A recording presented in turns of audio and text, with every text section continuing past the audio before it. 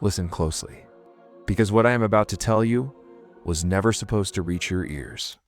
91 years. That's how long the basement of a forgotten Ohio farmhouse stayed, sealed behind a wall of weathered bricks. 91 summers, 91 winter, while generations of families cooked dinners upstairs, raised children, and buried their dead, never asking what lay hidden beneath their feet. No one questioned the bricks. No one asked why the original owners had cut off an entire section of their home. They just accepted it, as if silence itself was the inheritance. But silence does not erase. It only buries. And when a man, decades later, bought that farmhouse outside Marietta, Ohio, he thought he was purchasing land, history, a quiet retreat. What he actually bought was a doorway, a threshold into a chapter of America's past that had been deliberately bricked away. When the first brick cracked loose and the air of that basement hissed out into daylight, history clawed its way back into the present. He wasn't standing in a cellar. He was standing in a crime scene, a shrine of secrets. Behind that wall, dust clung like ash to the remnants of a story erased from textbooks, scrubbed from archives, and buried beneath polite historical societies. And why? Because what happened there was never about medicine, never about science. It was about control. It was about power. It was about one man who believed he could command life and death, and the families who were desperate enough to believe him. They called him Dr. Amos Fletcher, but his patients, if they could speak, might call him something else. Executioner. You see, cholera was the mask. Fear was the weapon. And that basement, that was his theater. A place where lives ended, bodies disappeared, and truth was smothered in quick burials and official lies. The farmhouse stood silent for nearly a century, but the silence was never empty. It was waiting.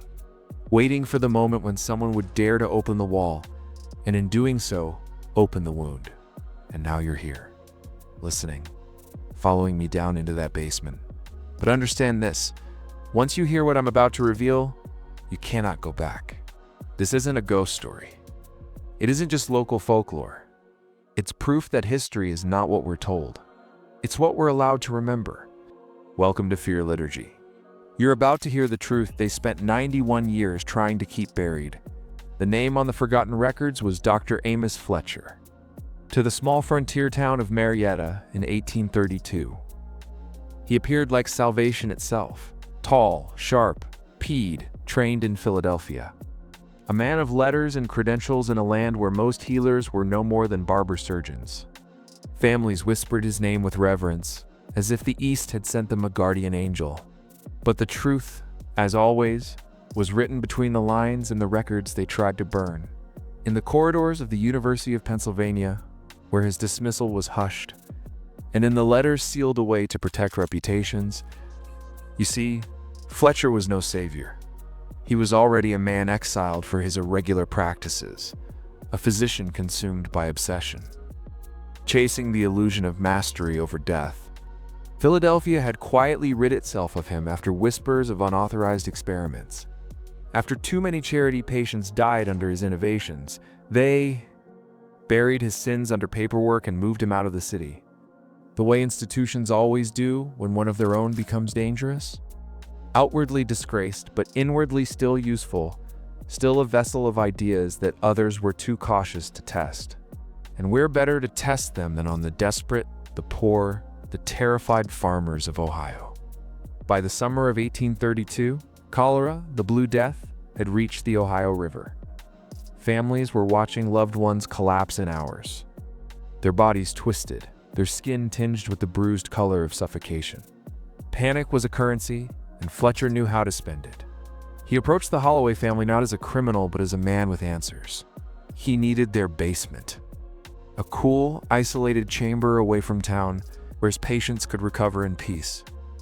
The Holloways, drowning in debt, agreed. $50 a month, more than 3 months' farming profit to rent out the silence beneath their floorboards. And so the stage was set. The lamps were lit, beds were arranged, and behind those stone walls, Fletcher began his work.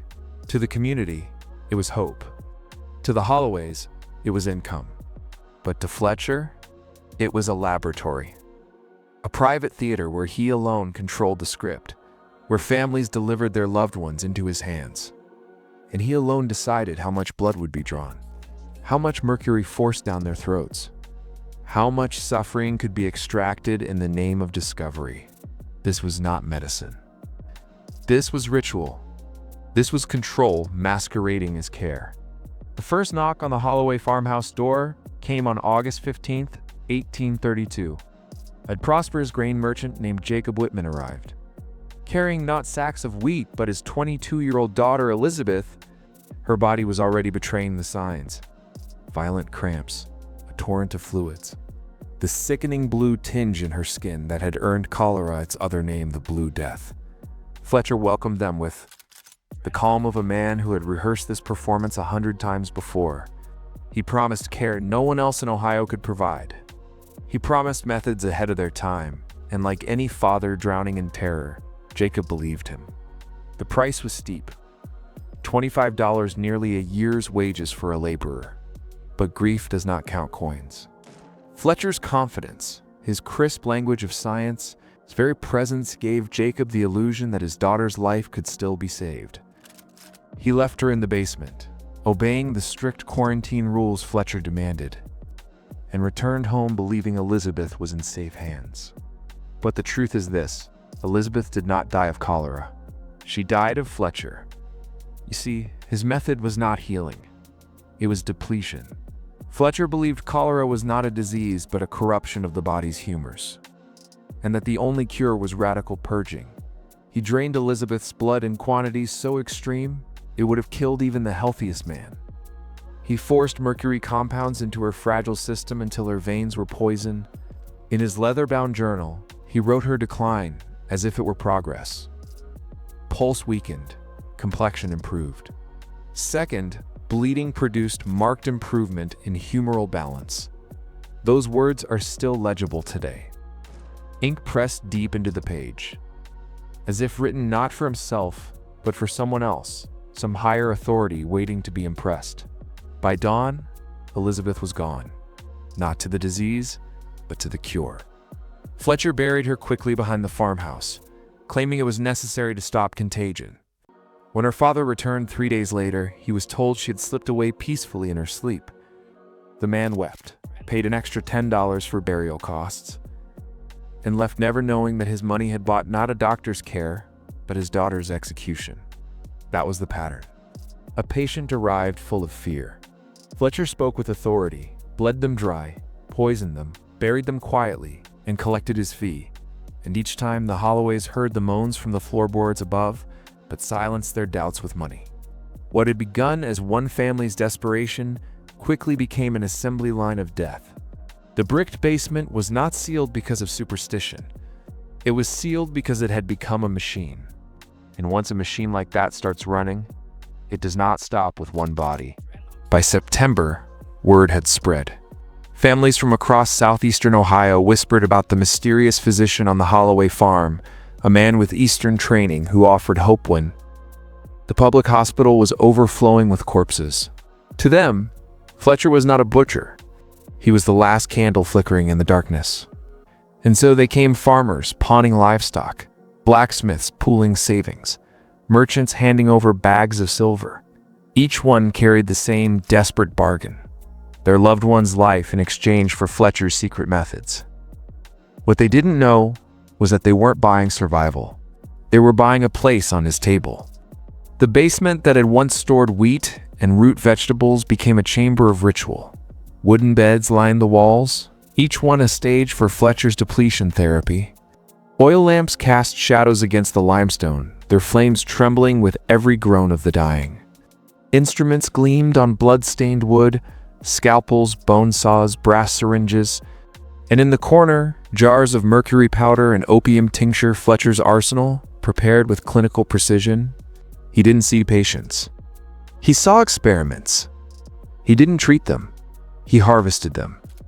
And with each body that fell silent, he grew more certain that he was standing on the edge of discovery or madness. To the Holloways, the money kept flowing. $50 each month, plus extra for special treatments, enough to silence their unease. But Sarah Holloway noticed the truth her husband ignored. Every soul that entered the basement left only as a body carried to a shallow grave. Not one recovery. Not one survivor. Yet Marcus dismissed her fears. "It's cholera, Sarah. Folks are dying everywhere. Better they die here under a doctor's hand than gasping in the streets." He didn't see the pattern. Or perhaps he refused to. By October, Fletcher had perfected his machine. New patients arrived through a side entrance, unseen by neighbors. Fees varied depending on wealth: $25 for merchants, $15 for craftsmen, $10 for poor farmers, but always the same end. He recorded each case in his journal, meticulous as an accountant of death. After the final breath, he performed post-mortem examinations, carving organs, preserving tissues, selling specimens to medical schools in Cincinnati and Columbus. Each body was worth more than its fee. Each grave behind the farmhouse was shallow, not just in earth but in truth. The basement was no longer just a place. It was an industry, a system of despair feeding on fear hidden beneath the floorboards of an ordinary Ohio home. And history, with all its blind eyes and silent archives, allowed it to grow unchecked. Because when families are terrified, they don't ask questions. They pay, they pray, and they hand over their loved ones to men like Amos Fletcher, men who understand that fear itself is the most profitable disease of all. The machine might have kept grinding forever, had it not been for a single patient, the daughter of Reverend Jonathan Price. Unlike the farmers and merchants who had shuffled into Fletcher's basement, the Reverend carried influence. His sermons filled the wooden pews of Marietta's largest church. His words stirred the conscience of the town. When his 16-year-old daughter, Anna, collapsed with the telltale cramps and pallid skin of cholera, he turned not to the overcrowded hospital, but to the man everyone whispered about, Dr. Amos Fletcher. For Fletcher, it was the perfect storm. Here was a girl of status, her family wealthy, her father respected. If she survived, his reputation would spread like wildfire. If she didn't, well, cholera was a convenient scapegoat. But Reverend Price was no simple farmer. He demanded daily reports, insisted on being near his daughter. Fletcher cornered, bent his rules. The Reverend was allowed to pray in the corner of the basement, while his daughter convulsed on the blood-stained bed. And for the first time, someone outside the Holloway family saw Fletcher's work up close. What the Reverend witnessed was not healing, but horror. He watched as Fletcher drained pint after pint of his daughter's blood into a copper basin, her lips trembling with whispered pleas. He saw the mercury spooned into her mouth, her body twisting in agony, her breath faltering. His prayers rose louder, desperate, but Fletcher silenced him with the authority of science. "This is the only way, Reverend. To fight the corruption, the body must be emptied." But Anna's body gave no sign of renewal, only decline. And within 2 days, she too was lowered into Fletcher's shallow cemetery behind the farmhouse. The Reverend left shattered, but not silent. In his grief, he spoke in whispers to his parishioners. He told them he had seen cruelty masked as medicine. He suggested Fletcher's basement was not a hospital, but a charnel house. And his whispers reached ears Fletcher did not expect the ears of Dr. Elias Hartwell, a young physician trained in Cincinnati who had been quietly documenting rumors of irregular practices in Ohio's countryside.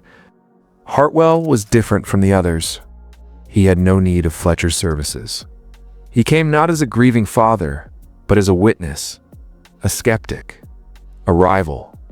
And unlike the farmers, he carried not just suspicion, but connections, letters, colleagues, institutions willing to listen. Fletcher had fed on the silence of the poor, but silence was about to fracture. Because once a man of the cloth and a man of science began speaking the same words, even history struggled to keep its secrets. Dr. Elias Hartwell was not a man who believed in superstition. He was a man of science, trained in the new hospitals of Cincinnati, where cholera was studied with microscopes and careful notes, not with rituals of bloodletting. When he arrived in Marietta, he carried no sermon, no anger, only suspicion. The Reverend's story disturbed him, but Hartwell knew grief could twist memory. What could not be twisted, however, were facts. And so, he sought them. The Holloway farmhouse sat quietly in its fields, lanterns glowing late into the night, as if nothing unusual stirred beneath its floors. Hartwell visited under the guise of curiosity, claiming he wished to learn from Fletcher's methods. Fletcher welcomed him with a stiff smile, masking unease, but Hartwell's eyes were sharp.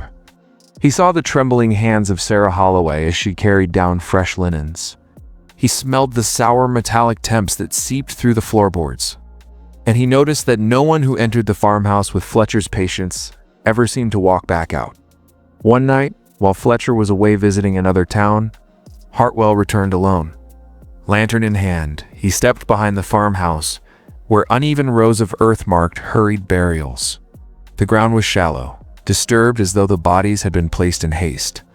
Kneeling, Hartwell brushed away the soil and saw fragments of fabric, a child's dress sleeve, stiff with dried blood. He stopped. Not because he doubted what it meant, but because he realized this was only the surface. There were more graves, dozens. Inside, he found something worse. Fletcher's journal, carelessly left open on a desk in the upstairs study. The handwriting was elegant, deliberate, almost proud. Entry after entry described patients in clinical detail. Names, dates, symptoms, procedures, but the language revealed the truth. Phrases like subject expired, final harvest. Humoral extraction successful turned medicine into something ritualistic, almost sacramental. Hartwell copied passages by candlelight, each word burning into his mind like scripture written in reverse. This was not healing. This was worship of control. By the time Fletcher returned, Hartwell was gone, but not empty-handed. He carried fragments of cloth, copied journal entries, and the certainty that Ohio was sheltering a monster in the guise of a physician. Yet he also knew the danger. Fletcher was protected not by law, but by silence. The Holloways were paid. Families were too ashamed to question, and institutions, as always, preferred to look the other way. To bring Fletcher down would not just expose a doctor, it would expose the system that allowed him to thrive. The confrontation did not happen in whispers. It happened in broad daylight, in front of the very people who had entrusted their lives to medicine. Hartwell knew that the journal and the shallow graves were enough to damn Fletcher in the eyes of any reasonable man. But reason is fragile when fear rules the heart. Fear of cholera. Fear of the unknown. Fear of losing one's child. And Fletcher knew how to weaponize that fear. It was a Sunday morning when Hartwell stood in the town square, holding a bundle of papers, copies of the journal entries, stitched together with his own notes. The church bells had just finished ringing, and the citizens of Marietta gathered in uneasy curiosity. Fletcher was already there, dressed in his black coat, silver hair gleaming like a crown. He carried no evidence, no tools, no documents. He carried only his voice. And for many, that was enough. Hartwell spoke first, his voice trembling not from weakness, but from the weight of truth. "This man," he said, pointing directly at Fletcher, "does not heal. He harvests. He drains blood until life itself is extinguished. He poisons with mercury until organs rot. He buries your children in unmarked graves while selling their flesh to schools that teach death, not life. I have seen it. I have written it. And I will not let silence bury it any longer." The crowd murmured, eyes darting between Hartwell's pale determination and Fletcher's calm composure. Fletcher did not flinch. Instead, he smiled slow, deliberate, dangerous. "You speak as if knowledge were corruption," he said, voice carrying like a sermon. "You call my work murder. But every patient who entered my care was already condemned. I gave them a chance no one else could. And if they failed, I made their passing serve the living. Is that cruelty? Or is it sacrifice? Would you rather watch your loved ones rot in the streets, their corpses swelling in filth? Or would you have them serve as instruments for the cure of generations unborn?" The square fell silent. For a moment, even Hartwell felt the pull of Fletcher's logic, that terrifying inversion where evil disguised itself as necessity. But then he raised the papers high and shouted, "If he speaks truth, let him open his basement. Let every man, woman, and child see what lies beneath that farmhouse. The crowd gasped. Fletcher's smile faltered. For the first time, power slipped from his grasp. The war was no longer in journals or graves. It was in the minds of the people, and their judgment would decide which man was monster and which man was savior. The townspeople gathered at the Holloway farm that same evening, lanterns glowing like a procession of judgment. The October air bit cold against their skin, but no one turned back. Mothers clutched children close. Men carried shovels and rifles, not knowing what they might find. Fletcher stood among them, pale but defiant, his eyes glittering with a strange calm, as though he had prepared for this very moment his entire life. Hartwell led the way, carrying nothing but his conviction and the copied pages of Fletcher's journal pressed tightly against his chest. The Holloway family trembled on their porch as the mob approached. Sarah Holloway wept openly, her hands stained from weeks of laundering sheets that never came back clean. Marcus tried to speak, but the words died in his throat. He had been complicit, yes, but only in silence, a silence bought with gold coins that now felt like chains around his neck. When Hartwell demanded the key to the basement, Marcus handed it over without protest. The iron door groaned as it opened, and a stench rolled upward that silenced even the most hardened men. It was not just the odor of death. It was the odor of secrecy, of blood left too long in the earth, of organs preserved in alcohol, of decay disguised as science. Lanterns flickered against stone walls as the crowd descended, one by one, into the Holloway basement. What they saw froze them where they stood. Tables lined with surgical instruments, their edges rusted and sticky. Glass jars filled with cloudy liquid, each containing something unmistakably human: a hand, a liver, a child's heart floating in suspension, beds stained black, their sheets stiff with dried fluids.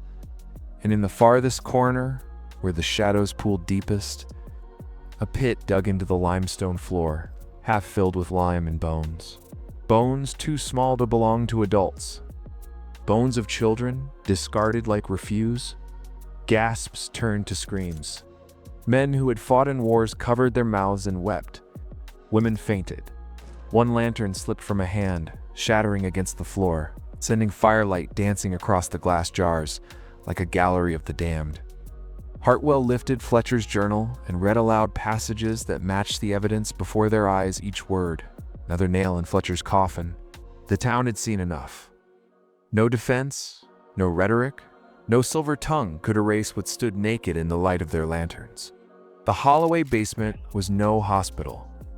It was a slaughterhouse dressed in the robes of medicine. The crowd that emerged from the basement was not the same crowd that had entered. Their eyes were wild, their voices broken, their faith in the order of the world shattered. Mothers clutched their children tighter, as if to shield them from the memory of what they had seen. Men whispered curses through clenched teeth, their anger no longer fear, but fire. And at the center of it all, Amos Fletcher stood tall, his hands folded neatly behind his back, as though awaiting applause rather than judgment. "You call me monster?" Fletcher said, his voice calm, almost soothing. "But without me, you are nothing but frightened animals in the dark. I gave meaning to death. I transformed suffering into knowledge. Do you not see? Every bone, every organ, every vial of blood was a step toward mastery. You should thank me." A roar broke from the crowd, not of fear, but of rage. Farmers and merchants surged forward, restrained only by Hartwell's raised hand. His voice, hoarse yet commanding, cut through the chaos. "No more lies. No more masks. This man is no physician.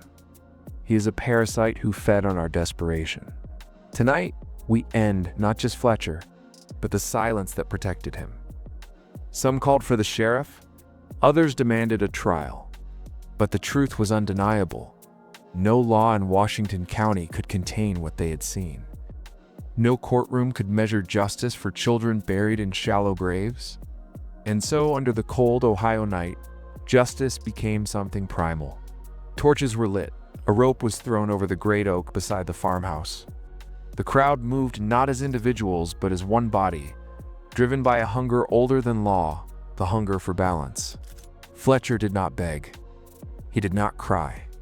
As the noose tightened around his neck, he spoke one final time. "You cannot bury truth. You cannot silence me. My work will live on, long after your bones are dust." His words meant to terrify, instead sealed his fate. For the crowd heard not prophecy, but confession. With one pull, the tree bore the weight of his crimes. His body swayed in the firelight, a silhouette against the farmhouse that had become his altar of death. When it was done, silence returned. The Holloway farm stood black and empty, its basement sealed once more, but now, with the weight of truth. The people of Marietta dispersed into the night, their faces haunted, their hearts forever altered. Fletcher was gone, but the question lingered in every mind: was he the only one? Or was he merely the mask of a larger shadow, one that still watched, still fed, and still waited? In the weeks that followed, Marietta tried to return to silence. The farmhouse stood abandoned, its windows boarded, its doors chained. Children were warned never to go near, though dares were whispered at schoolyards. The basement, once a chamber of false healing, was resealed with stone and earth. Officially, it became a ghost story. Unofficially, it was a scar. And like all scars, it told a truth the flesh could no longer hide. But truth is not so easily buried. Families who had lost sons and daughters could not unsee what lay beneath those lanterns. Hartwell himself carried the journal for the rest of his life, refusing to destroy it, fearing that if forgotten, the cycle would begin again. Because Fletcher was not anomaly. He was pattern, a pattern repeated in every age, institutions feeding on the desperate, cloaking profit in the language of salvation, using secrecy as their shield. Whether in medicine, in government, or in the quiet corners of power, the mask changes, but the hunger does not. And you, listening now, must ask yourself, how many basements are still sealed in plain sight? How many truths are locked behind brick and silence? How many men wear the coat of healer, of teacher, of leader, while feeding on those who trust them most? To look away is to let the story repeat. To face it is to awaken. If you have felt the weight of this story, if you understand that Fletcher's tale is not just history but a mirror, then mark yourself. In the comments below, write this phrase twice, and only twice. The walls remember. Write it once for the town that finally faced its nightmare, and once for yourself, so that you never again close your eyes to the shadows built around you. The algorithm may see just words, but you will know what it means, and you will not be alone. This is Fear Liturgy. Subscribe if you dare walk further into the forbidden. Like this video to keep the shadows from swallowing it whole, and share it so others may see what was meant to stay hidden. Because the farmhouse in Ohio is not the end of the story. It is only the beginning. The walls remember. The earth remembers. And now, so do you.